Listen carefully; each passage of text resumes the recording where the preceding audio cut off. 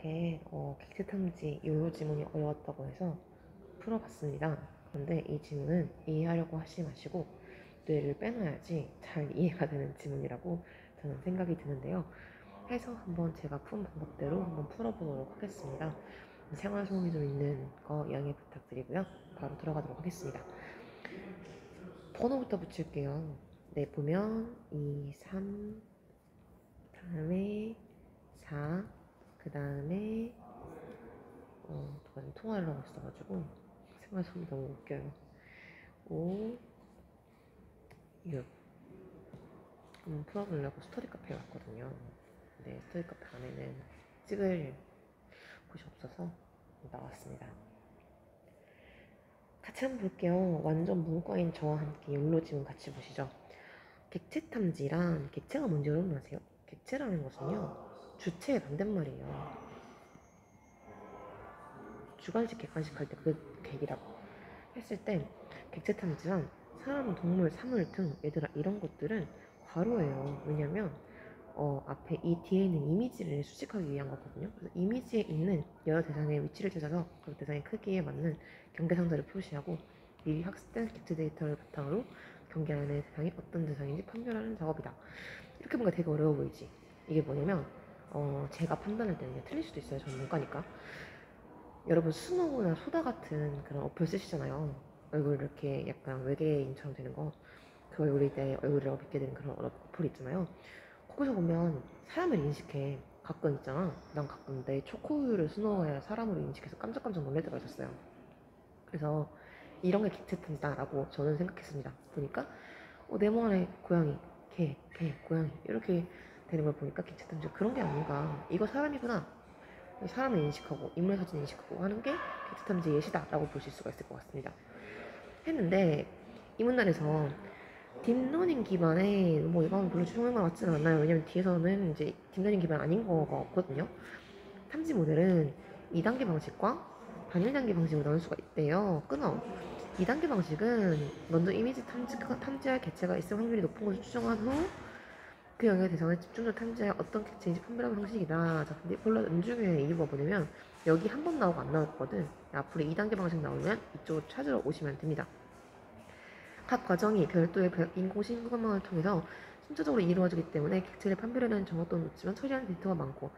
자, 보세요. 장단점이 나옵니다. 뭐냐면요, 객체를 판별하는 정확도는 높지만, 자, 그렇다면 제가 예측하건데 단일 단계 방식은요 정확도가 이보다 떨어질 거예요. 그런데 탐지 속도가 느리기 때문에 실시간으로 객체를 탐지하는데 어려움이 있다고 하는 걸 보니 예측하건데 단일 단계 방식 같은 경우에는 실시간으로 사용하는 게 좋을 겁니다. 여기까지 읽어보셨으면 제 예측이 맞다는 거 알고 계시겠죠. 이미 시험을 보셨을 테니까. 단일 단계 방식은 이 두 가지 과정이 하나의 인공신경망을 통해 동시에 이루어지는 방식인데 가장 대표적인 알고리즘 욜로. 자, 그러면 이제 뒤에서 욜로가 뭔지 알아보죠. 보니까 뒤에 개념이 막 쏟아져요. 근데 요즘 수능의 트렌드가 이런 건 거 아시죠? 여러분들이 막 개념을 잘 헤쳐나가야 되고 개념을 좀 이해를 하고 계시면 좋은데 이해가 안 된다. 어떡하겠어요? 그럼 뇌를 빼놓고 푸는 거예요. 왜냐면 그런 것들은 보통 지문에 정보를 줄 수밖에 없기 때문이죠.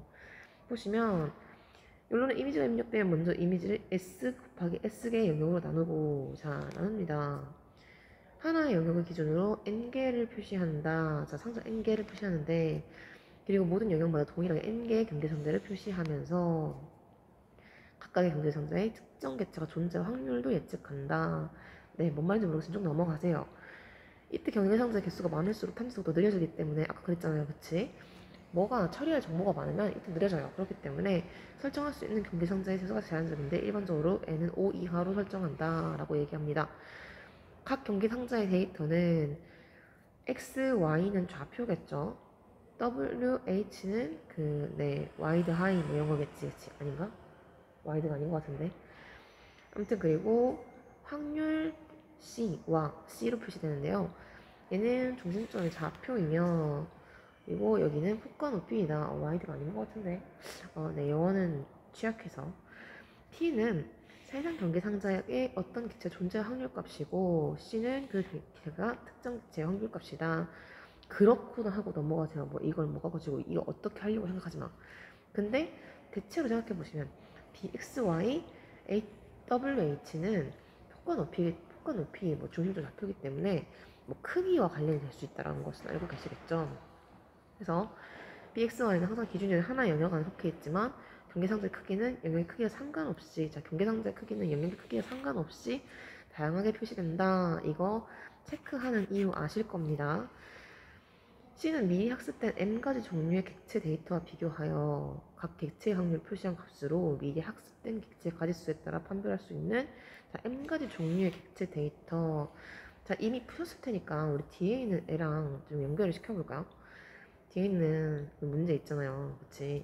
이 객체 데이터가 이게 M이겠지, 그치? 그리고 자, 앞으로 다시 돌아가서 이런 문제에서 공식이 좀 중요하거든요. 그래서 보시면 나 어디까지 있냐? 미리 학습된 객체의 가지수에 따라 판별할 수 있는 객체의 가지수가 결정되며, 자, 미리 학습된 객체의 가지수가 중요하다라는 거.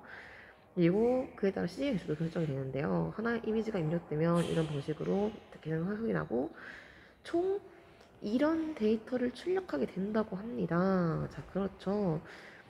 자, 그렇다면 뒤에 문제를 한번 잠깐 볼게요. 잠깐 보시면 일단 얘는요, 보니까 S 곱하기 S가 뭐겠어요? S가 3이겠지. 자, S가 3이니까 3 곱하기 3이겠죠. 곱하기 지금 N을 몇 개로 설정했니?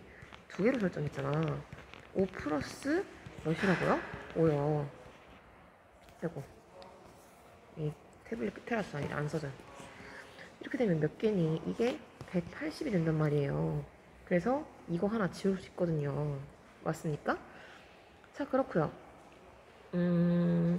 나머지는 더 읽어봐야지 답이 나올 것 같으니까 다시 앞으로 돌아갈게요.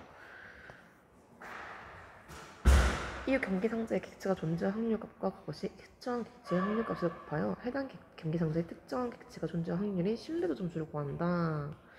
자, 다 필요 없어요. 자, 뭐냐면 객체가 존재할 확률값과 곱하기 특정 객체의 확률 곱해서 신뢰도 점수를 구하는데요. 신뢰도 점수는 경계상자의 위치와 객체의 판별이 얼마나 정확한지 나타내는데, 모든 경계상자들은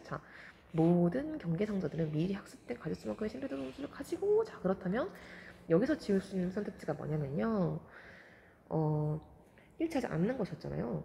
여기서 신뢰도 점수는 경계상자의 특정 객체 존재 확률값을 말하면 모든 경계상자마다 존재한다. 이거 방금 전에 읽은 이 부분에서 지울 수가 있습니다.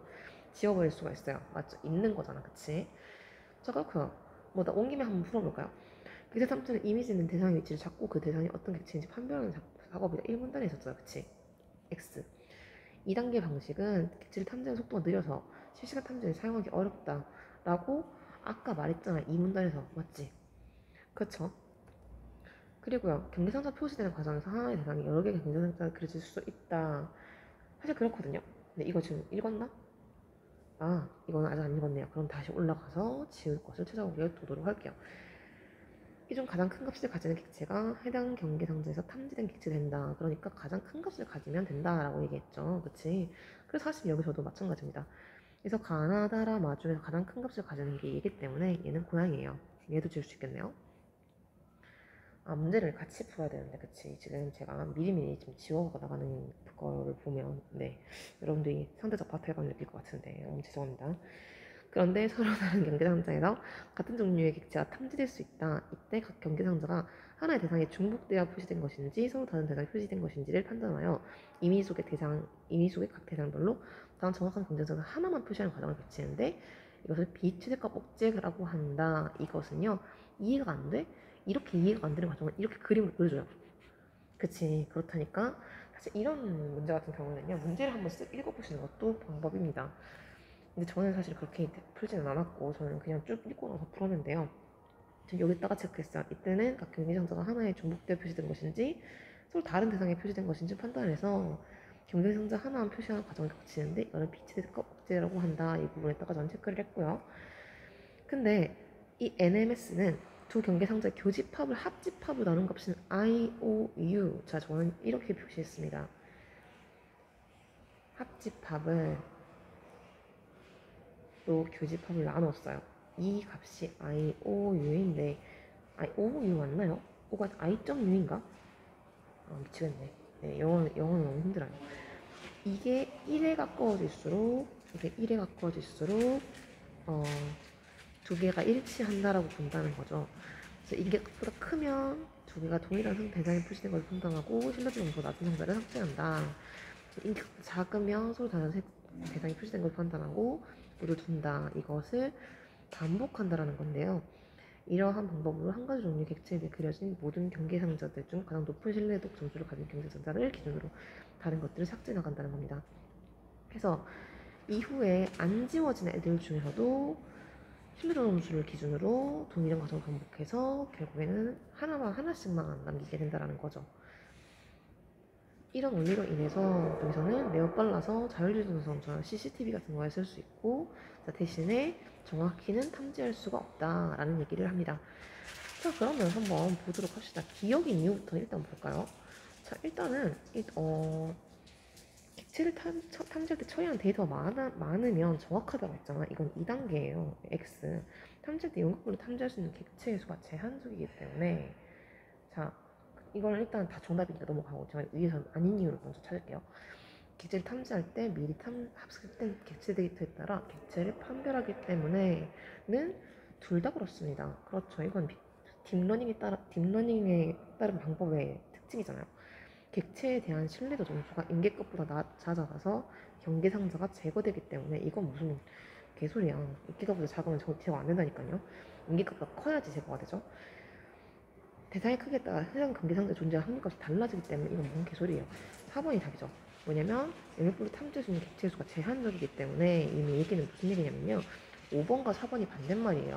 그러니까 데이터가 많으면 정확하게 하겠지. 하지만 얘는 데이터 처리할 게 적은 대신에 영역별로 탐지할 수 있는 객체의 수가 제한적이기 때문에 얘가 정확하게 판별을 못하는 겁니다. 넘기고요.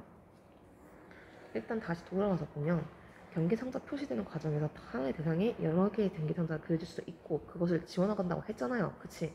그래서 답은 3번이에요. 무슨 얘기인지 이해가 되시나요? 네, 그래서 얘는 3번으로 해서 넘어가고요. 두 번째 11번 같은 경우에는요. 고양이의 가능성 높은 거는 값이 크니까 이거는 지금 어디서 나왔어요? 4문단에서 나왔죠. 그렇고요.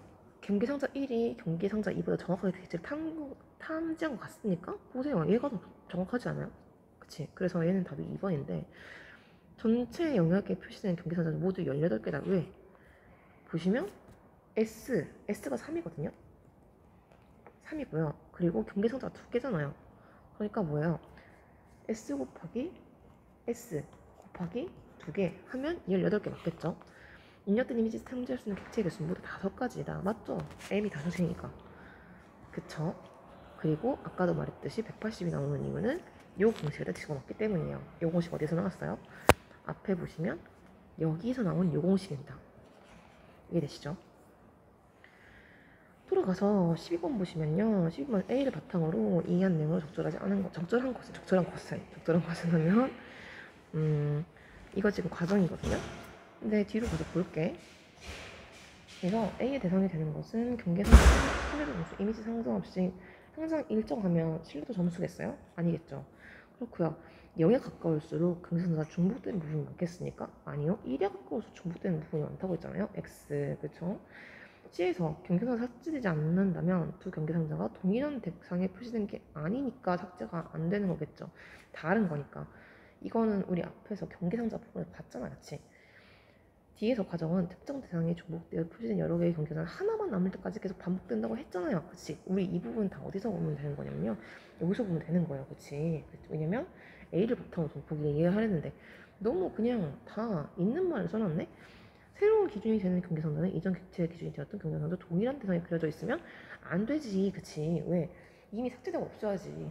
자, 삭제되고 없으면 또 이제 삭제하고 또 새로운 거 찾아서 삭제하면서 한 개만 남긴다고 했잖아요. 그치? 그래서 이렇게 풀면 제가 여러분에게 설명하면서 풀면서 14분 걸렸거든요. 그렇다면 여러분들은 어떻게 하면 되겠어요? 저한테 설명하지 않고 무음으로 풀면 더 빨리 풀 수 있고 뇌를 빼놓고 풀면 어렵지 않게 풀 수 있겠죠? 네. 이상으로 제가 스터디 카페에서 잠시 찍어본 욜로 지문 해설을 마치도록 하겠습니다. 또 질문 있으시면 질문해 주시고요. 이미 해설에서 보셨겠지만 저는 지금 푸는 방식을 여러분한테 설명해 드렸다고 생각해요. 사실 저는 욜로가 뭔지도 잘 모르겠고요. 전 지금 여기서 대체로 약간 제가 가지고 있는 배경 지식만 활용을 했어요. 아까 얘 스노우 얘기했었죠. 그리고 약간 여기서 처리한 데이터가 많고 구조가 복잡해서 탐지 속도가 느리니까 그치 이런 것들이나 뭐 아니면 n개의 경계 상자를 표시하는데 이게 더 많으면 많을수록 탐지 속도가 느려진다. 전 이걸 뭘로 생각했냐면요. 고화질 사진 같은 경우에 픽셀이 많아서 처리하는데 시간이 오래 걸려요. 그래서 이런 것들을 내 주변에 생각을 해내는 거죠. 그래서 여기다 반영을 하는 건데요. 주의사항은 그것은 참고만 하는 거라는 겁니다. 이상으로 저는 여기서 짬 시간을 내서 찍은 거 맞췄고요. 내 생활소음이 얼마나 들어갔을지 너무 궁금하네요. 올리고 또 질문 있으신 거 받아드리겠습니다. 고생 많으셨습니다.